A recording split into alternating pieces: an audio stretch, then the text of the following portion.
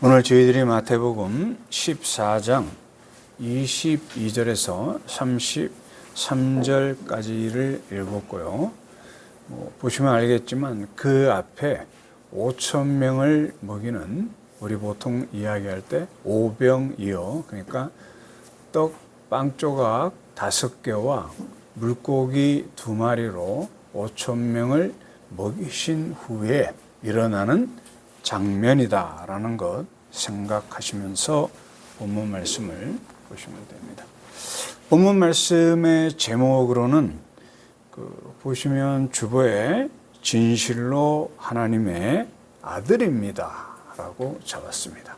본문에 나오는 말씀이고, 이것은 나중에 또 말씀 나누겠지만 예수님의 제자들이 예수님을 보고 마태복음에서 첫 번째로 고백하는 신앙 고백이라고 생각하시면 됩니다.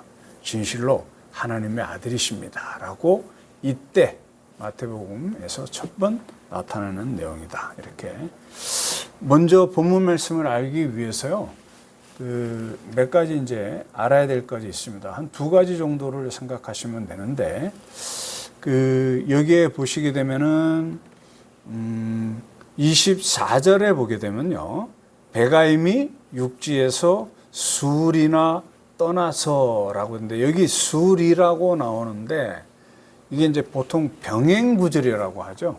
그러니까 우리가 복음서가 4종류가 있습니다. 마태, 마가, 누가, 요한복음 있는데, 그렇게 같은 내용들이 저자들이 다 틀림으로 인해서 약간씩 쓰는 단어들이라든가 내용들이 조금 축소되기도 하고 확대되기도 하는데, 그래서 이제 병행구절이라고 합니다. 똑같은 내용이 어디 나오는가 하면은 마가복음 6장 45절 52절에, 또 요한복음 6장 15절에서 21절에 나오는데요.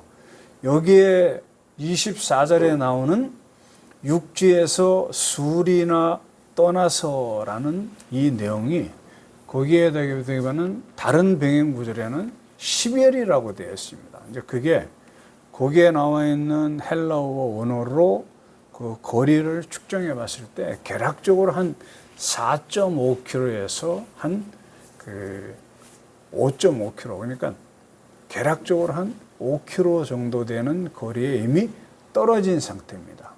근데 이게 어떤 상황인가 하면은 말씀드린 것처럼 오병이어의 기적이 행하시고 난 다음에 갑자기 예수께서 22절과 같이 지금 제자들한테 이야기를 하는데, 어떻게 제자들한테 말씀하시나 하면 예수께서 즉시 제자들을 재촉하사라고 이야기합니다. 여기에 재촉이라는 하는 단어 한번 잘 한번 생각해 보시면 되는데, 이제 오병이어의 기적을 체험한 제자들에게 갑자기 예수께서 재촉하시면서 뭐라고 이야기하면요, 내가 여기에 있는 이 사람들을 다 돌아가도록 만들 테니까 너희들은 여기에 22절 보게 되면 무리를 보내는 동안에 배를 타고 앞서 건너편으로 가거라 라고 말씀하십니다.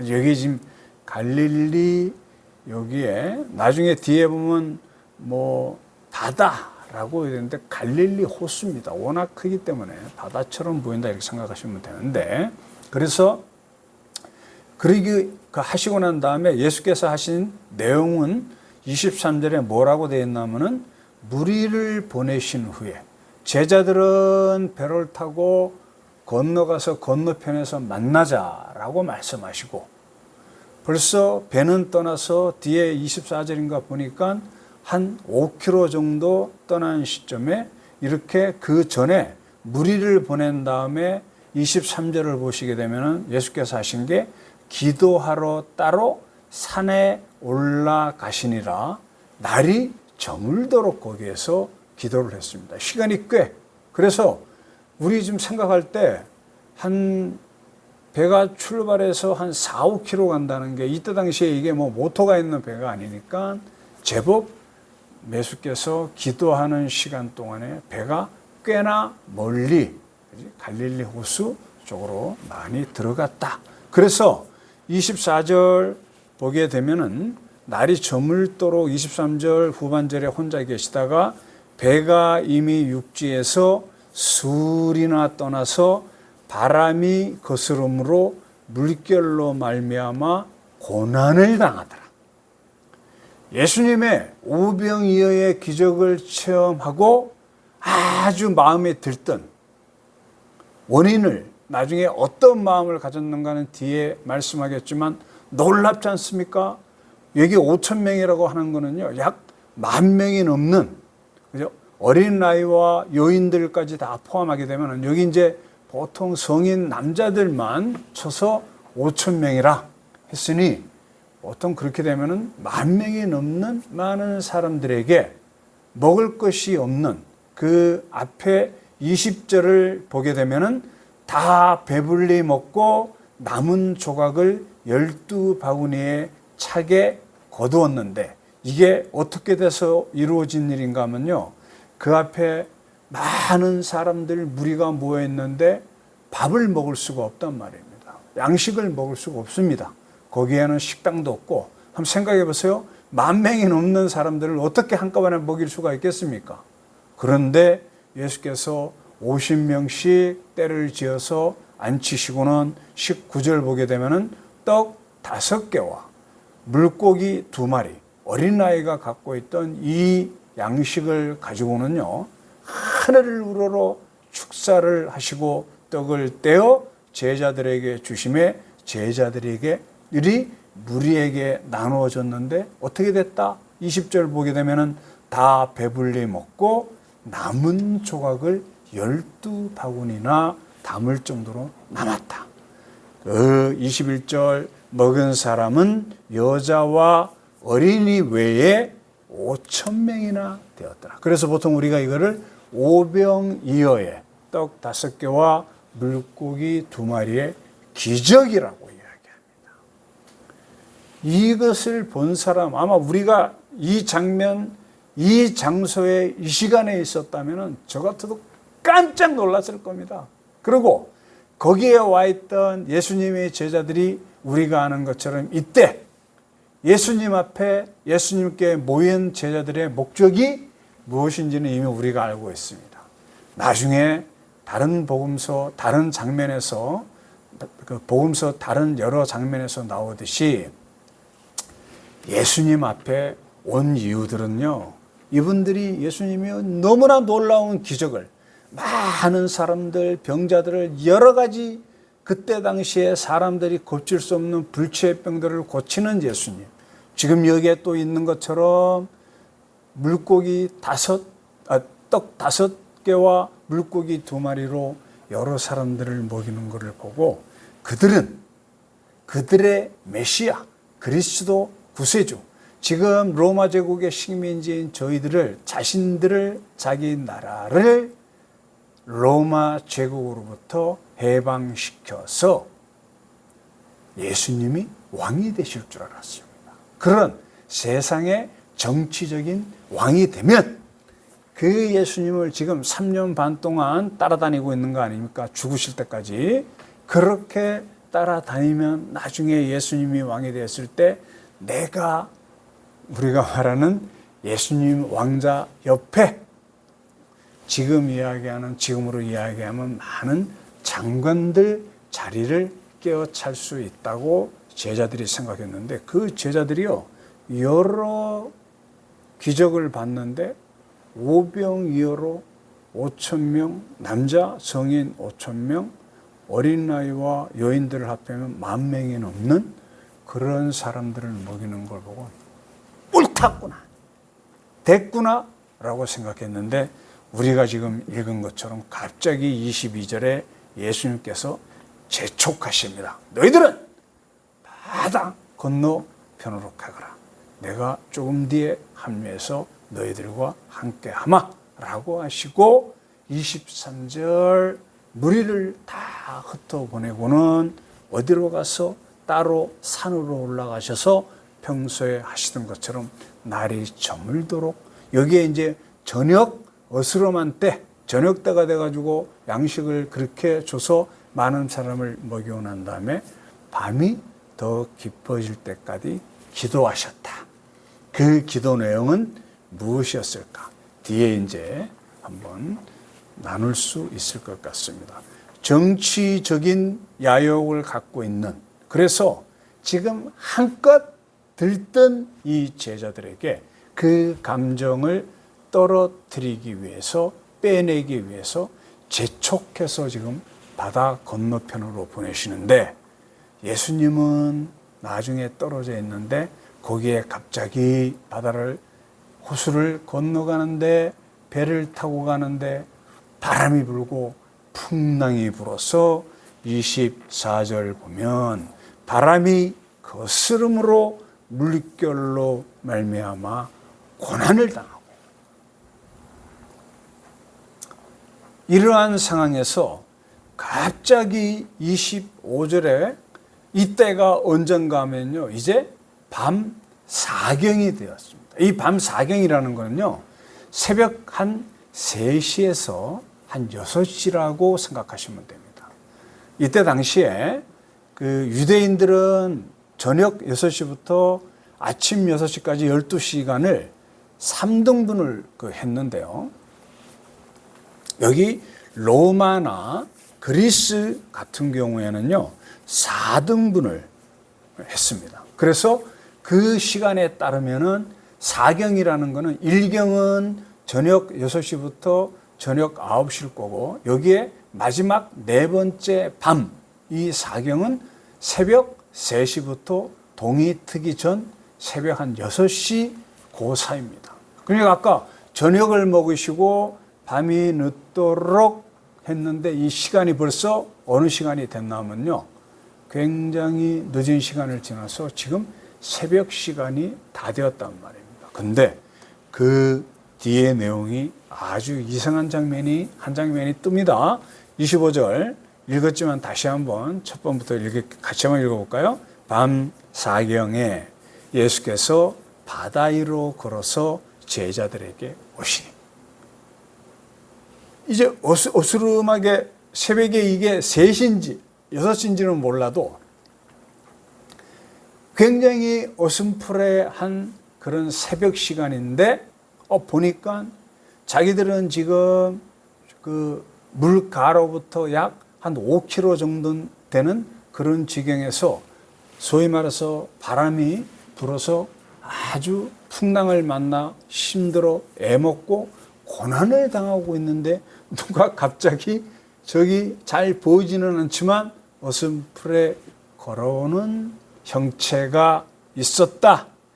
25절 이렇게 얘기합니다. 제자들이 그가 바다 위로 걸어오심을 보고 놀라, 이렇게 이야기합니다. 유령이라. 아니, 저게 뭐냐? 갑자기 웬 유령이냐? 자기들은 풍랑으로 고난을 받고 있는데 유령이 나타난 겁니다. 깜짝 놀랐습니다. 그리하여 무서워하며 소리를 질렀다고 되어 있습니다.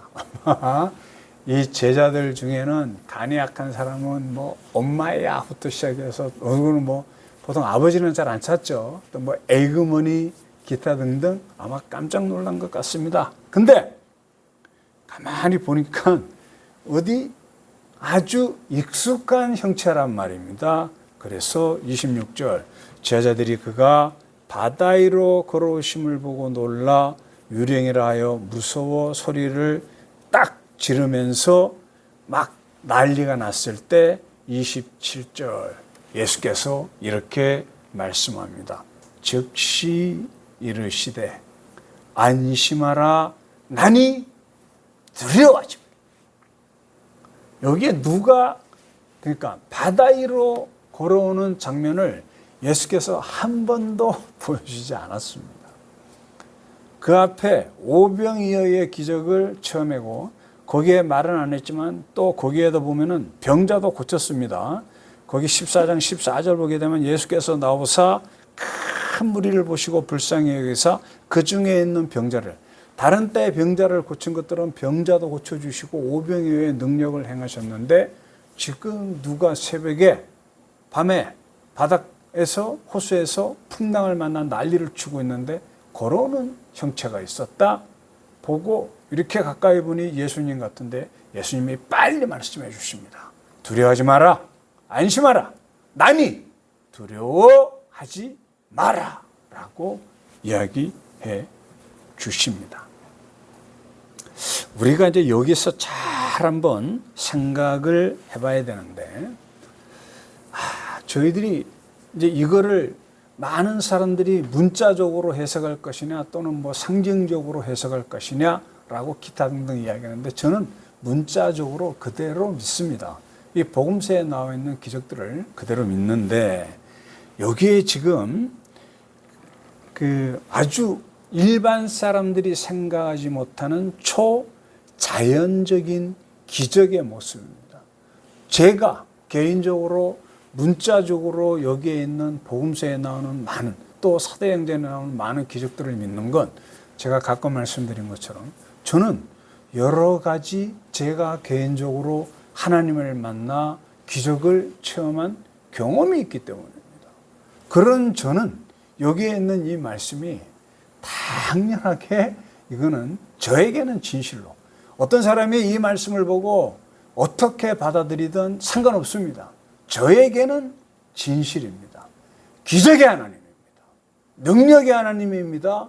그 하나님을 만났단 말입니다. 지금 오병이어의 기적을 체험하고 예수께서 나다 두려워하지 말라라고 했을 때 그 제자들이 퍼뜩 마음에 들어오는 게 있었습니다. 바로 좀 전에 오병이어의 기적을 당신들이 봤단 말입니다. 근데 바다에서 풍랑을 만나고 우리가 세상을 살면서 여러 가지 시험을 겪을 때 잠시 하나님을 놓칠 수밖에 없는 게 저희들 인간입니다. 지금 예수님은 떨어져 있고 당신들만 배를 타고 있는데 바닥에서 풍랑을 만났다. 이거 죽을 수도 있는 상황인데 오병이어로 사람들을 먹이는 기적하고 이건 틀리지 않습니까? 지금은 생사가 자신들한테 지금 달린 겁니다. 그때 예수께서 27절 하신 말씀 즉시 이르되 안심하라 나니 두려워하지 말라. 근데 그 다음 장면이 더 놀라운 장면입니다. 우리가 잘 아는 예수님의 여러 제자들이 있는데 제자들 중에 열심히 특심이고 열정적인 분이 한 분 계시죠. 이름하여 저희들이 이야기하는 베드로, 영어로 하면 피터라고 이렇게 이야기하시면 생각하면 되는데 그 베드로가 예수님은 25절 보게 되면은 예수께서 바다 위로 걸어서 제자들에게 오시니 26절 제자들이 그가 바다 위로 걸어오심을 보고 놀라 유령이라 하여 예수님은 바다 위로 걸어오셨다라고 이야기했는데 28절 나니 안심하라 두려워하지 말라라고 27절에 그 말을 듣고 난 베드로가 이렇게 얘기합니다. 28절 베드로가 대답하여 이르되 주여 만일 주님이시거든 나를 명하사 물 위로 오게 하소서. 베드로에게는 이게 바다가 아닙니다. 물입니다. 지금 이 말을 하는 베드로는요, 뭔가 하면 여기에 있는 제자들 중에 어느 누구도 감히 이런 말을 하지 못하는데 베드로가 무엇을 봤다? 예수님을 딱 보고 난 다음에 그 바다라고 표현된 그 험한 풍랑이 있는 그 거센 물결들이 베드로가 볼 때는 물처럼 보였습니다. 잔잔한 물처럼 보인 겁니다. 얕은 물처럼 보인 겁니다. 예수님을 딱 보고 그래서 이야기합니다. 만일 주님이시면 나를 명하사 바다가 아니고 물 위로 오라 하소서 하니 29절 예수께서 말씀하십니다. 오라! 29절 그렇게 하시니 베드로가 배에서 내려 물 위로 걸어갔더라. 갑니다. 예수께로 갑니다. 근데 더 아쉬운 거는 뭔가 하면요, 이렇게 걸어가던 베드로에게 깜짝 놀랄 일이 우리가 읽은 본문처럼 생깁니다. 이 가던 베드로가 예수님을 보고 있다가요, 거센 물 위로 갔는데 그 물이 거센 풍랑이 있는 물로 다시 보입니다. 30절 물 위로 29절 걸어서 예수께로 가되 이어지는 말씀. 그 다음에 베드로의 시선이 어디로 향했냐면요, 바람을 보고 무서워 빠져가는지라. 지금 풍랑이 막 거센 맞바람이 치면서요, 엄청나게 파도가 있는데 예수님을 보는 순간 그게 잔잔한 물로 변했다가 예수님을 보고 가다가 그 물을 보는 순간 여기에 바람을 보고 바람으로 풍랑이 치는 것을 보고요, 무서워하며 빠져가는 장면이, 여기에 무서운 마음이 훅 들어온 겁니다. 사실 여기에 있는 우리 누구도 다 이런 경험을 했을 겁니다. 제가 지금 말씀드리는 것처럼 저는 누구한테 이야기하도록 하나님의 많은 기적과 같은 놀라운 역사를 개인적으로 체험했음에도 불구하고 여기에 지금 풍랑이 경랑이 있는 바다와 같은 상황에 닥치게 되면요, 깜빡 예수님을 보는 것, 하나님을 보는 것을 놓칠 때가 많습니다. 베드로 똑같았습니다. 그래서 그 베드로가 어떻게 됩니까? 무서워, 그 다음에는 빠져갑니다. 거기에 침참하는 겁니다. 거기서 헤어날 수 없는 겁니다. 예수님을 봤을 때는 물 위를 걸어갔습니다. 그런데 그 어려운 무서운 바다를 보는 순간, 깜빡 예수님을 놓치는 순간 무서워 빠져가면서 이렇게 소리를 지릅니다. 주여. 이렇게 했겠습니까? 주여! 나를 구해 주소서. 거기에는 바람이 불고 파도가 치고 아주 시끄러운 상황일 텐데 거기에서 부르짖습니다. 간구합니다. 주여! 나를 구해 주소서라고 외쳤을 때 31절 한번 우리 같이 읽겠습니다. 예수께서 즉시 손을 내밀어 그를 붙잡으시며 이르시되 믿음이 작은 자여 왜 의심하였느냐. 예수님을 보고 있을 때는요, 세상에 거친 파도도 풍랑도 잔잔한 물처럼 보였다가 예수님으로부터 시선이 벗어나 예수님의 보호하시고 인도하신다는 생각을 깜빡 저희들이 잊게 되면은 그 순간 베드로처럼 빠져서 무서워할 수밖에 없습니다. 여기서 저희들이 잠깐 한번 알아야 될 것, 생각해야 될 것 한 가지가 있습니다. 여기 예수님이 걸어오실 때 바다라고 표현을 했는데 이거 잘 아셔야 됩니다. 우리가 이미 출애굽기를 잘 알고 있죠. 성경에서는요, 여기에 물이라든가 바다를 악한 것을 심판하거나 아주 나쁜 것으로 보는 경우가 많았습니다. 그래서 계시록 같은 경우도 나중에 계시록의 새하늘과 새 땅, 새로운 세상이 만들어지고 난 다음에 거기에 바다가 없다고 되어 있고, 우리가 아는 것처럼 출애굽 당시에 어떻게 됐습니까? 이스라엘 사람들을 내보냈다가 다시 안 되겠다고 죽이겠다고 따라왔던 그 애굽에 뒤쫓던 병사들이 하나님께서 모세에게 알려준 대로 이스라엘 사람들이 다 지나고 난 다음에 손을 들어 기도할 때 수장되는 그런 역사도 있었습니다. 또 한 가지 뭐 있습니까? 노아의 방주를 생각하시면 세상에 악이 차올랐을 때 소돔과 고모라는 불과 유황으로 심판을 하셨지만 모든 그때 당시에 그 일대의 세상은 우리가 아는 노아의 방주 사건에서는 물로 전부 다 쓸어버렸던 경험, 그런 것을 알고 있는 이 이스라엘 사람들이었기 때문에 마태는 이렇게 바다 위에 걸어오시는 능력의 하나님, 전능의 하나님을, 모세는 하나님의 힘을 불어 그 물의 힘으로 이집트의 군사들을 수장시켰지만 예수께서는 직접 걸어오시는 전지전능하신 하나님의 모습을 지금 마태는 강조하고 있다. 이것을 한번 잘 생각을 해봐야 될 것 같습니다. 저희들이 이렇게 하나님을 만나는 경험이 아마 믿는 사람들은 개인적으로 다 있었을 겁니다. 그게 이성적으로 만나시든 지성적으로 만나든 감정적으로 만나든, 또 그 외에 지금 많은 사람들이 지금 전 세계적으로 복음의 시대에 많은 기적을 다시 한번 체험하는 많은 세계의 지역들이 있는데, 그런 곳에서 기적의 하나님, 기적을 직접 체험하든 상관이 없이 하나님을 많은 사람이 만났을 때 여기에 첫 번째 하나님을 만난 증거가 뭔가 하면 두려움입니다.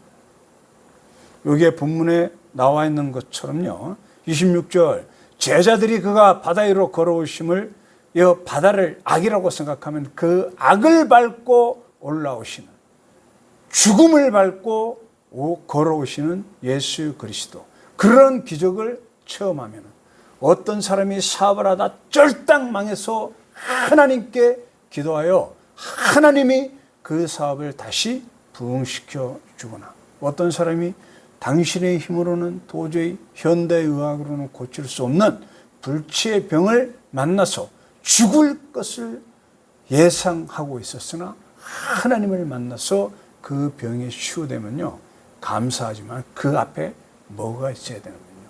두려움이 있습니다. 왜?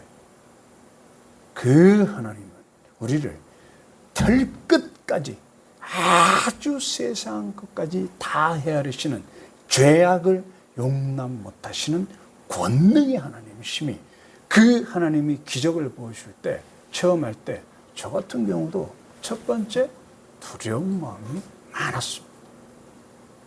현대에 있는 많은 기독인들이 하나님 앞에 와서 놓치는 게 하나 있습니다. 사랑의 하나님만 생각하시고 여기에 우리가 경외해야 되는 그 하나님을 놓칠, 그래서 이렇게 예수 그리스도를 통해서 여기에 올라온 베드로, 29절, 오라 하시니 베드로가 배에서 내려 물 위로 걸어서 예수께로 갔다가 30절 빠졌다가 31절, 예수께서 즉시 손을 내밀어 그를 붙잡으시며 이르시되 믿음이 작은 자여 왜 의심하였나 하시고, 배에 함께 오름에 바람도 그쳤습니다. 그리고 그때 33절 제자들이 이렇게 고백합니다. 배에 있는 사람들이 예수께 절하며 이르되 진실로 하나님의 아들이시다. 이때 이 사람들이 갖고 있었던 마음이 그 앞에 두려움이었습니다. 유령을 보고 유령처럼 생겨서 두려워한 게 아니고 기적의 하나님. 여기에 오병이어의 기적을 봤을 때 이 사람들 제자들이 어떻게 생각했냐면요, 이 예수님 따라다니면 우리가 잘 먹고 잘 살 거다. 정치로 권력을 갖게 될 것이고, 권력을 가지면 돈도 부와 명예도 함께 올 것이다 라고 생각했던 그 제자들, 예수께서 재촉해서 바다로 쫓아 보냈을 때 고난을 만났고, 고난 가운데 기적의 하나님을 만난 그 제자들은요, 두려워 떨며 33절에 있는 것처럼 진실로 하나님의 아들이십니다 라고 최초로 신앙적인 고백을 하게 돼요. 하나님의 아들이십니다. 이 말은 하나님이십니다.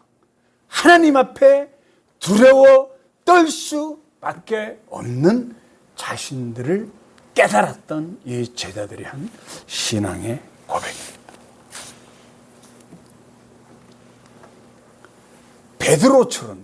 우리가 한번 베드로만 생각해 보시기 바랍니다. 여기에 베드로만 예수님을 봤을 때 주님이시면 나를 걸어오라고 하십시오 라고 예수님을 봤다가 그 풍랑 속에서 만난 예수님, 기적의 하나님, 오병이어의 역사를 행하신 그 예수님을 보고 온전한 믿음으로 나를 오라옵소서 오라 하시니 걷다가 예수님으로부터 시선을 놓치고 풍랑 경랑의 그 바다 물을 보고는 빠져가면서 주여라고 나를 건지소서라고 부르실 때 예수께서 건져주시고는 다시 배로 같이 함께 올라가신 모습을 저희들이 보고 있고, 그러한 장면 가운데 온 제자들이 전부 다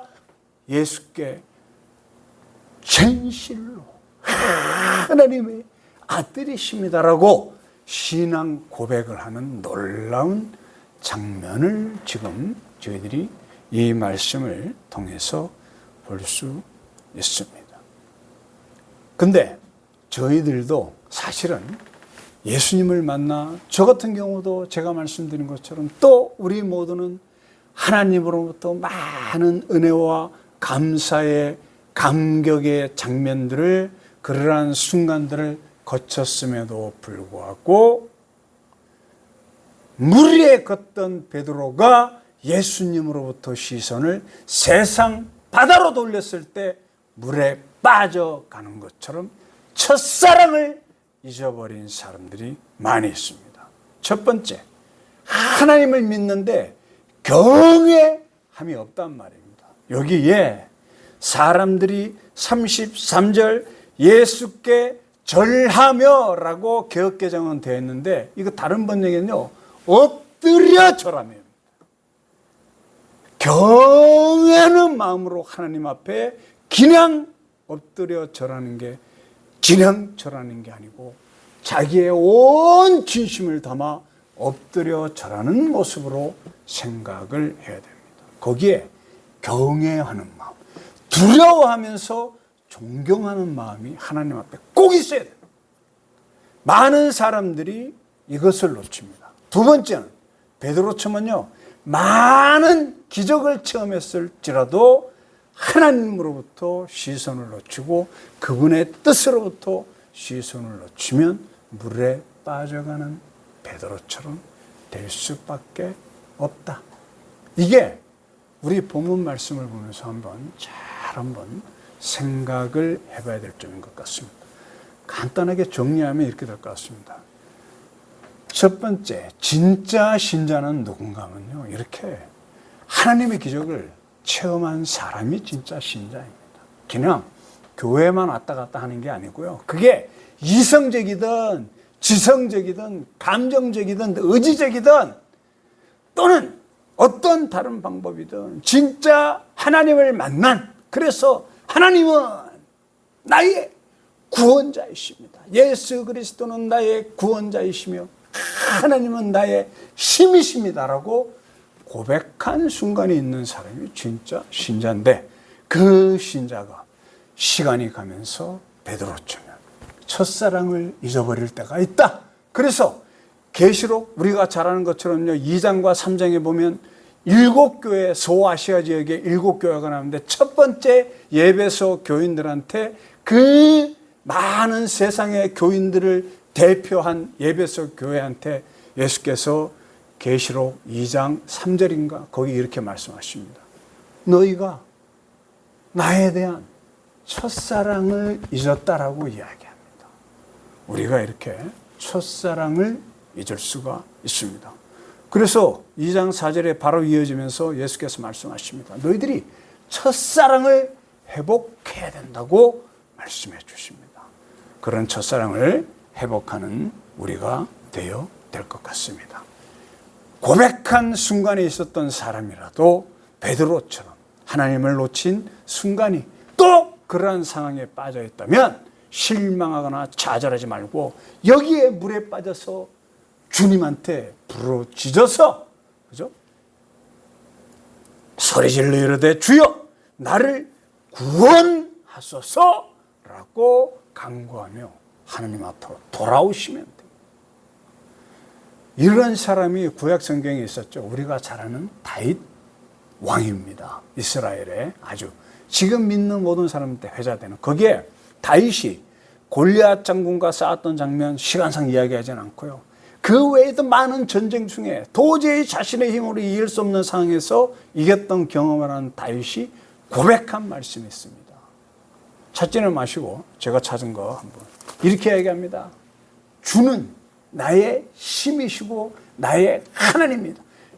여호와는 나의 반석이시오 나의 요새시오 나를 건지시는 이시오 나의 하나님이시오 내가 그 안에 피할 바이시오 나의 방패이시며 나의 구원의 뿌리시며 산성이시로다.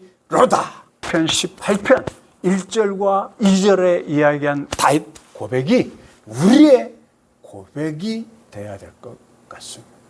그러면 혹시 베드로처럼 이렇게 물에 빠져가는 어려운 환난에 있더라도 예수께서 바로 잡아서 구원해 주시는, 우리가 취업의 문제, 건강의 문제, 이 땅을 살면서 여러 가지 가정과 사회, 사업 가운데서 환난과 고난에 있더라도 오늘 말씀을 보시면서 물에서 건져주시는 예수님, 그 옛날 그 구약 시대의 다윗 왕이 고백했던 시편 18편 1절과 2절처럼 나의 힘이시고 반석이시며 산성이시며 요새이시며 들어가 피할 바위다 나의 구원의 뿌리시다 라고 하나님을 향하여 고백하는 우리가 되어서 이 땅의 어려움들을,